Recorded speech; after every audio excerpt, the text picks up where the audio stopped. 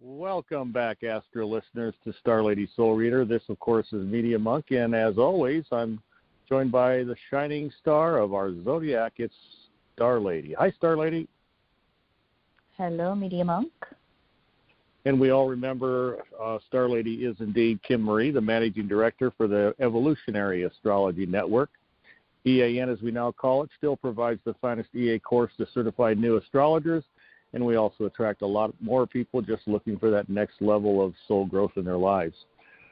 Kim Marie has studied the EA paradigm for 36 years. Collectively, now we have hundreds of those students studying our materials and participating in our Segment 1 webinars monthly for continuing education, podcasts like these, lots of interactions on our private Facebook page, and you can peruse a lot of things on our website at www.evolutionaryastrology.net. Always call 1-605-348-5111 for questions or to schedule your session with Kim Marie. And, hey, we look forward to hearing from you, and we appreciate all of our Astro listeners. So let's get right to it. We're got a lot to talk about. I think we're in a retrograde season, so I'll turn it right over to you, Star Lady. Go ahead. Well, if we include Chiron, we have the 6 outer planets retrograde now, the latest being Uranus turning stationary retrograde August 19th at 14, almost 15 degrees Taurus. And I don't know if any of you felt that this week, but we sure did. We're recording this podcast on Friday, August 20th, a couple of days before the full moon of Leo at 29.5. Just leading up to Uranus retrograde was like, okay, can I have more details to take care of? This girl has resorted to, let's see, Post-it notes, my day timer, and a little portable book that I bring with me because, sharing my age, I'm an old timer, and I find that my phone can't take as many notes as I need to take, Pluto Virgo. You acted like a little bit like a fish out of water before this podcast started because we're really kind of doing a remote podcast. But, of course, you meant to say the full moon of, is it indeed a full moon of Leo? Aquarius. Full moon of Aquarius. Thank you. Yeah, the other side of the polarity of the zodiac is the full moon, of course. Okay, thank you for that test question. We're outside of our house again. You know, we're nomads this summer, and so I forgot to bring my big old 3-ring binder podcast book with me. But, I can look things up online, but I like to have about 20 pieces of paper all around me so I can, tap this and look at that. And so I'm either going to do it out of my head or guess right now in this podcast. But everyone, I hope Uranus turning stationary retrograde has been kind to you because it's sure creating a lot of chaos, havoc, and trauma across the world in Afghanistan. I go between the Aquarian, I just got to detach to, following a little bit of news, to getting angry, to all kinds of things that I'm going through, and it's kind of like, whatever the details are in my world, they are minimal. So, as we've said, probably many of us, pray for peace right now. I remember when 9/11 happened. I remember where I was. I remember when we went to war, and I remember the protests around it, and I remember being one of those people saying, war does not create peace. It creates winners and losers. And history is written by the winners. Rarely do the losers' accounts come into it. And so I've been a long-time advocate of wanting a Department of Peace that is funded dollar for dollar in the U.S. with our Defense Department. It might take me a few lifetimes before I see that, but my heart goes out, and I just energized, all being safe. The four-leggeds as well as the two-leggeds. So this podcast is the full moon of Aquarius at 29.5 degrees, barely in Sun, Leo, Moon, Aquarius. You know, my mantra for Leo is, I will, my will, divine will. My will, Leo, divine will. You know, Aquarius rules the brain in health and wellness evolutionary astrology. So the big computer in the sky, sometimes people will call it. And I've been pondering the last, few weeks of, okay, I have to watch my own Sagittarius Pollyanna attitude that with Jupiter in Aquarius, Saturn in Aquarius, as Pluto goes into Aquarius, everything's just going to, be revolution that creates equality and fairness for everyone concerned. And I'm like, wait a minute. No guarantee, especially after the thousands of years of patriarchal distortions. This Aquarian energy may create more extremes between haves and have-nots, what we call the elitists of the haves and everybody else of the have-nots. And this might be what we can be recognizing in regards to this full moon of Aquarius. You know, the United States chart for July 4th is moon in Aquarius. Different charts bring different degrees with the, moon moving 13 to 15 degrees a day. But all July 4th charts have moon in Aquarius. And so whenever that moon is in Aquarius, it sensitizes things for those of us who live in the United States. And are we open to that fairness, or are we, it doesn't affect me, I don't care? This full moon of Aquarius has the moon new phase to Jupiter retrograde. Jupiter's retrograde at 27 degrees Aquarius, so it's really expanding awareness in various areas and issues of what may be fair and what's not fair. Aquarius can draw those lines in the sand just as well as Libra can as air signs. And of course, we all know, or many of us, I should say, that all three Mercury retrograde cycles in 21 are in air signs. We had the first one in early January, February, Aquarius. We then had one this summer in Gemini.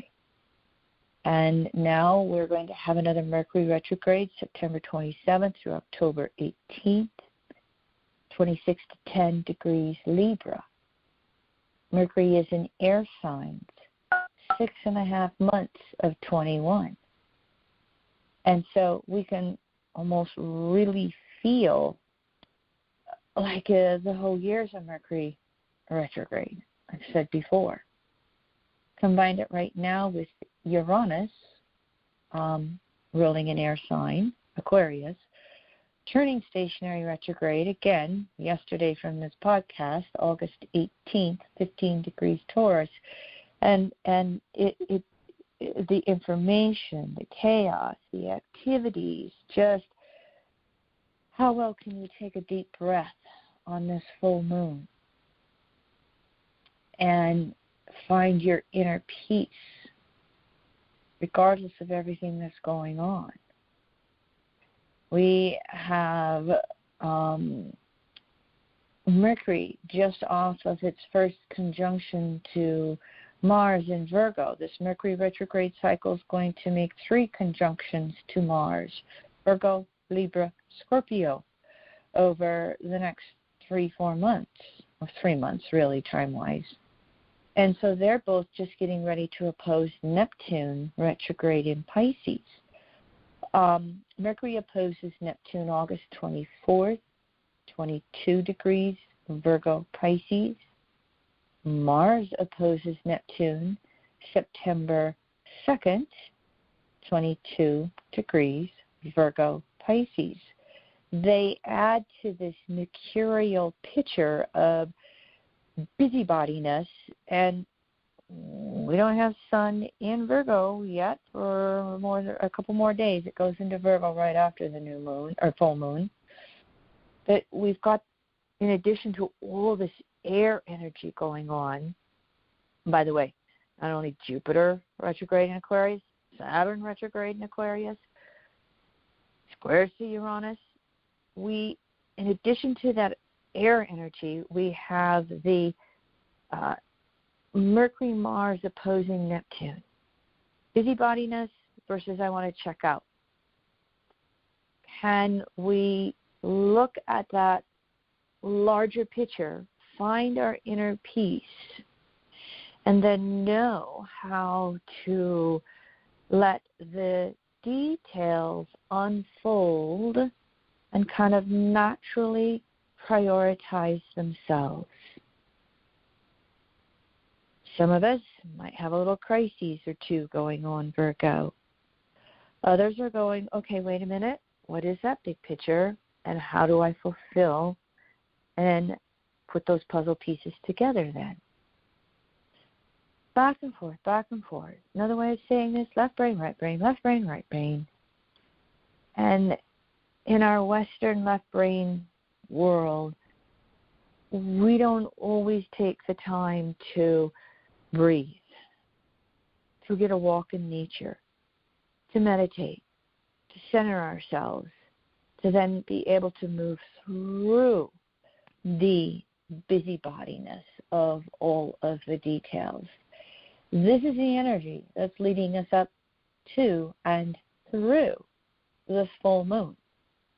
And then having Sun go into Virgo on August 22nd. Now, the evolutionary astrology mantra that I created decades ago for Virgo, I discern with intuitive wholeness. I discern, Virgo, with intuitive wholeness, the Pisces polarity. So this may be a nice little mantra as we move past this full moon and go through this solar month of Virgo. And you see, I discern with intuitive wholeness how it is bringing that left brain detailed world into balance with the larger picture, so that we allow ourselves to breathe rather than busy, busy, busy, busy, busy, busy, busy, busy, busy. Now, that I lived through it. Media Monk lives through it. Just because we do this podcast doesn't mean we are immune. And Media Monk, I am looking out the window at my sweet little mother pulling weeds in the yard. Well, I told her yesterday, Mom, it's okay. Let the weeds go. There's a Mercury, Mars, and Virgo moment. Of course, your mom has a lot. My mom has Neptune, Mars, Mercury, in that order, in Virgo, in the fourth house. Here we go. She's having a little mini return. Getting my 82-year-old mother to sit down? Huh. But she says, I'm 82 years old, Kim, and I can still bend over, so I'm going to. And I go, okay, Mom, just promise me you're going to put your feet up and rest. Get the point. Thank you, Meaty Monk. Any comments from you before I move on, honey? Nope, just laughing with you. I got my own job in front of me here. I got a cat on a leash out on the back deck at your mom's, trying to keep him corralled. So we're double duty out here. Mm-hmm. But I like what you say about breathing through things. We've had I'm going through some doctoring now with an upcoming surgery and, some teeth work. And it's been, just going to those types of places is stressful enough, but just managing all of the times and places you got to be, and then getting the work done, and then, trying to get continue with our travel schedule, as well as getting this type of work done is it does just cause you to want to say, okay, yeah, I got to breathe. Yeah. Yeah. Especially, I've noticed it in you. Mercury and Jupiter in Virgo square the node natally. I have noticed it, Media Monk. For our listeners, Media Monk is a Leo. He just had his solar return. He turned 65, and in the U.S., that means you qualify for Medicare. So, hence, Media Monk has a couple of structural issues that need structural solutions in regards to his physical wellness. Nothing serious at all, just stuff we have procrastinated for a few years because we thought, it's nothing bad, let's just wait till Medicare. Well, now Medicare is upon us, and it's like, all right, let's be responsible, Virgo. Let's not avoid it, Pisces. Right, no procrastination. Yeah, so we're going to do everything before Mercury retrograde. By the way, I want to just say that Mercury retrograde September 27th through October 18th. Mercury goes into pre-shadow September 6th, which is the new moon. So just a little heads up for you that with Sun in Virgo, Mercury Mars in Virgo, and then our next Mercury retrograde cycle upon us, the busybodiness may feel like it's not going to slow down for several months or even through the rest of the year.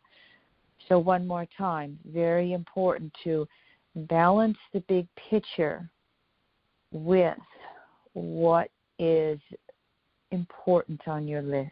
What's the scale on 1 to 5 of this needs to be done and this can wait till tomorrow. And jumping ahead to Sun in Virgo, okay, which happens, what is that, Sunday, right after the full moon.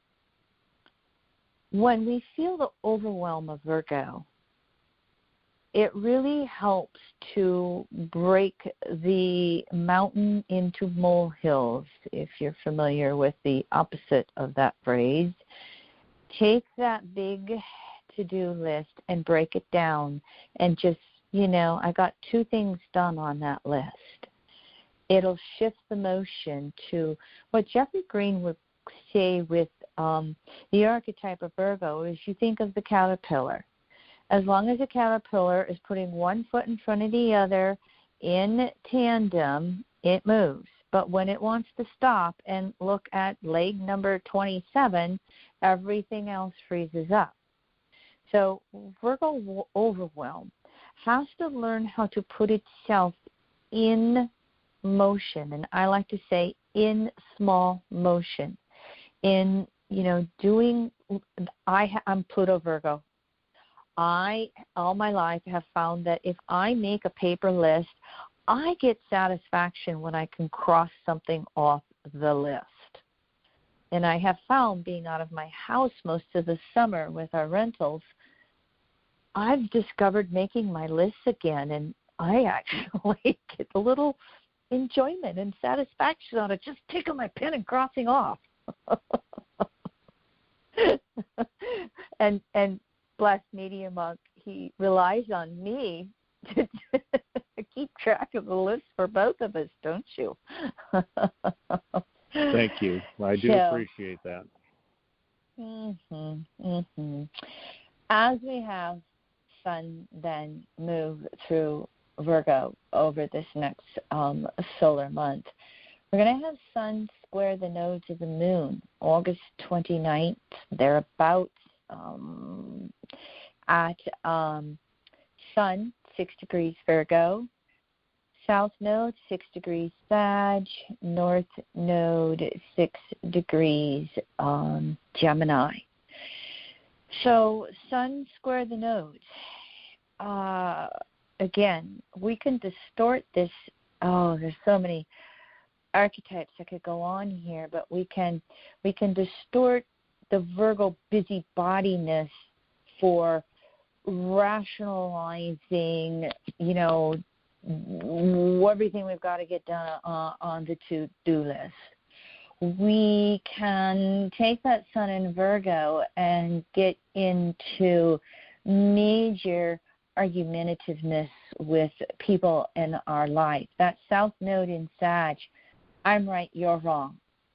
My way or the highway. And the North node in Gemini really asks us to understand the relativity of truth. We all have a personal truth, but it may be a limited version of universal truth. And what that Sun square the nodes from Virgo can do is point out a weak link in our understanding of any issue in our life. And that South node in Sag, how well can I kind of step back and listen to what's coming through and then,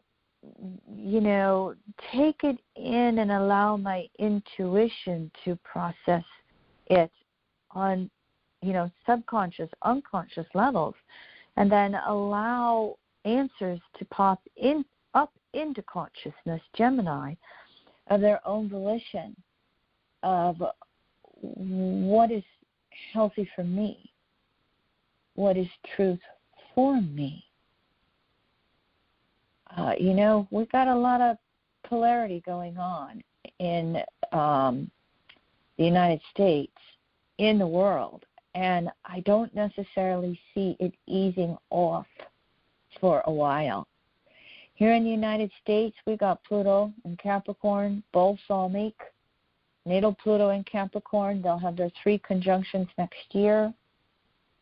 And it's going to take us several more years before we move beyond this polarity of opinions and facts and beliefs in this country.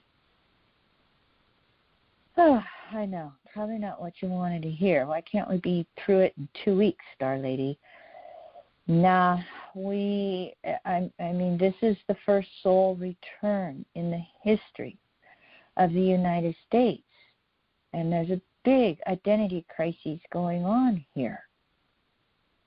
And the natal chart of the U.S. has always been, as I like to say it, inclusive versus exclusive. And we go through waves. Give me your tired, hungry, poor. And then we go through waves. Close the border. And so we're going to debate these big issues for a while. Stay tuned. We have the inner planets, Venus in Libra, Mercury, Mars in Virgo, ahead of the Sun in Leo. The Sun is going to catch up to Mars real soon here. Early October, in the middle of the Mercury retrograde cycle, Mercury's interior conjunction to the Sun, when in its retrograde, will be right when Mars is also making a conjunction to Sun and Mercury. This is all going to take place between 15, 16 degrees of Libra. And so Sun is going to slowly catch up to Mars, and then it's going to catch up to Mercury retrograde, pass over it, and then we're going to have a Venus retrograde late this year, early January, and the Sun will catch up and pass over Venus as well. So right now, the broad picture of this is the inner planets are wanting to, go and do and, be and talk and come on, I want this change and I want that change. When Sun is behind, slower, earlier in the zodiac than the inner planets, it takes time for who, what, how we essentially are to catch up with our Venusian values, to catch up with our mercurial ideas, to catch up with how we are acting and putting one foot forward in front of the other. So as these inner planets have been going through Leo, they're opposing, Saturn and Jupiter in Aquarius. And they go through Virgo and they oppose Neptune in Pisces. Then they go through Libra and they oppose Chiron in Aries. Later on this fall, they're going to oppose Uranus in Taurus, not to mention they started with Pluto in Cap. So the inner planets right now are kind of opposite these retrograde, slower-moving outer planets. It lends itself to objectivity, understanding the larger picture, and even listening, searching, if we're willing. We have to be open. If we're not open, if we have insecurity or we have fear or we have stubbornness, then the inner planets dig in to these oppositions to the outer planets, and, it becomes the exclusive. Me versus you, us versus them. My way or the highway. It behooves all of us in the second half of 21. How well can I listen? How well can I understand? How well can I broaden my world? I still have to take care of my day-to-day details. I still work on the road. I've always been good at doing readings on the phone, so I can do readings on the phone no matter where I am. We still have to maintain the daily routines right now, Sun in Virgo. Regardless of chaos in the world or chaos in our own little family or social group or communities or whatever that may be. And so, in addition to this full moon in late Aquarius, in addition to Mercury and Mars opposing Neptune, Venus, first one in the group, is opposing Chiron, August 26th, 12 Libra to 12 Aries, Chiron retrograde. There's the communications one, Libra, Aries. There's the distortions of lines in the sand. How can we, the Venus-Chiron opposition reminds me of the phrase, a rising tide lifts all boats. When you take care of the least of us, all of us are safe. We will have these planets opposing, the inner planets opposing the outer planets. They'll start to make some trines. They'll start to make some squares, waxing, waning. Again, it's going to come down to this picture of how do I keep my own inner peace in the world? How do I participate as fairly as possible in the world? How do I be a functioning, productive, helping, healing person in my world? Holding healthy boundaries, but recognizing none of us live in isolation. Meaty Monk. Comments? Questions? No, thank you for another illuminating podcast and doing it on the fly. So we appreciate everybody tuning in as always on these new moon, full moon podcasts. So continue to do so, and we'll look forward to providing them. So feel free to pass along to family, friends, and colleagues. Oh. And if you're done, Meaty Monk. And if you're done, I start looking at my list. Okay. Mercury Monk.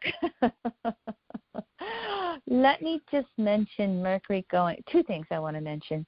Let me mention Mercury going into Libra. You know, when Mercury goes retrograde entirely in a sign, instead of moving through that sign in 2 weeks when it's, full speed ahead direct, it slows down to where it takes 2 months to go through a sign. Mercury goes into Libra August 30th. Now, hold on. I have to go through my little slide thing and get past Mercury direct. August 30th through November 5th, Mercury in Libra. August 30th through November 5th. So all of September, all of October through this Mercury retrograde, Libra. Libra's the psychology of listening. Mercury retrograde in Libra is going to point towards Aries. And it's going to want to go, me, me, me. I don't want to listen.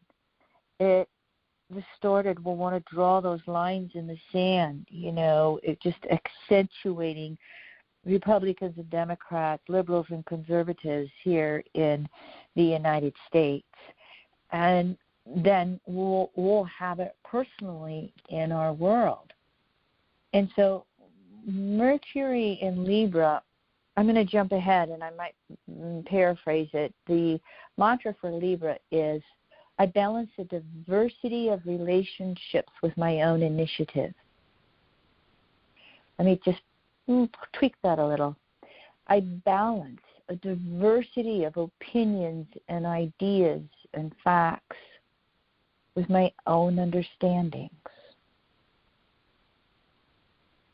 So, can you listen when it is the intuitive hit? May you find the courage to speak when that is the intuitive hit. And through Mercury's 2 months in Libra, August 30th through November 5th, and can you find new equilibrium with those in your lives? We really have the fear of the rights of women in Afghanistan, going back to, I want to say cave days, but it was actually more equal back then before we really had a lot of patriarchal distortions. But, taking women's rights back 50 years, 100 years, 200, 1,000, whatever, take your pick. You get the point. So can we all visualize equal rights for women and men all over the world? Finally, I'll talk more to this in the next podcast, but I just want to heads up that, Jupiter 3 times this year from Aquarius is going to make waxing semi-sextiles to Pluto. That means Jupiter's moved 30 degrees beyond Pluto. Remember, Jupiter had 3 conjunctions to Pluto in 2020, conjunctions in, I think it was 23, 24, 25 degrees, Capricorn, somewhere right in there. Well, Jupiter moving 30 degrees beyond Pluto in 3 aspects with their retrogrades. This one's going to be 24.5 degrees Aquarius, 24.5 degrees Capricorn. They're both retrograde. This is going to take place on September 11th, not the 9/11 date. This is gestation, 30 degrees beyond the conjunction. And so Jupiter is bringing forth all kinds of impulses and understandings and creative ideas with Pluto. It's doing it personally for all of us, wherever Jupiter and Pluto are in our charts. That will relate back to our natal Jupiter-Pluto phasal aspect relationship. And then Jupiter is doing this on a collective level. And I do think, and I hope, that Jupiter in Aquarius is just stating awareness around the world. Pluto Capricorn, both retrograde. Wait a minute. This inequality between men and women in, the 21st century, oh my gosh. Can we please get there? Shouldn't we have been there yesterday?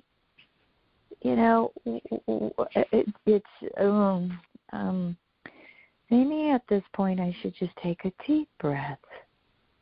I think you get the idea and point of what I was saying. So ponder for yourself through this 2 weeks full moon energy. How is Jupiter gestating, creating, bringing forth the impulses for your soul, Pluto? And how are you wanting to move forward, participating in society, Jupiter and Aquarius? Okay, Media Monk. I'll pause at this being point. Being able to discern which battle lines to draw and which to let go. Discernment also being a key Virgo word.